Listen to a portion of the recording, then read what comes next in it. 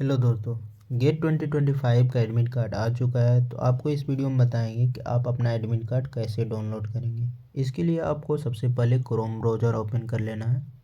Chrome browser open करने के बाद आपको यहाँ पे सरकारी रिजल्ट सर्च कर लेना है। सरकारी रिजल्ट के ऑफिशियल वेबसाइट को ओपन करना है। उसके बाद आपको एडमिट कार्ड वाले सेक्शन में जाना है।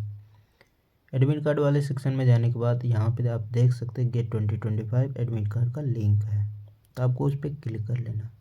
उस पर क्लिक करने के बाद आपको नीचे स्लाइड करना है। नीचे स्लाइड करने के बाद आपको फर्स्ट में दिख जाएगा डाउनलोड एडमिट कार्ड। तो आपको उस लिंक पे क्लिक कर लेना है। लिंक पे क्लिक करने के बाद आपको यहाँ पे अपना ईमेल आईडी और पासवर्ड जो रखे होंगे वो डाल के आपको लॉगिन कर लेना है। लॉगिन करने के बाद आप देख सकते हैं यहाँ पे डाउनलोड एडमिट कार्ड का ऑप्शन आ रहा है। तो आपको इस पर सिंपली क्लिक कर लेना है। क्लिक करने के बाद आप देख सकते हैं मेरा एडमिट कार्ड डाउनलोड हो चुका है। तो आप इस टाइप से अपना एडमिट कार्ड डाउनलोड कर सकते हैं। Thank you.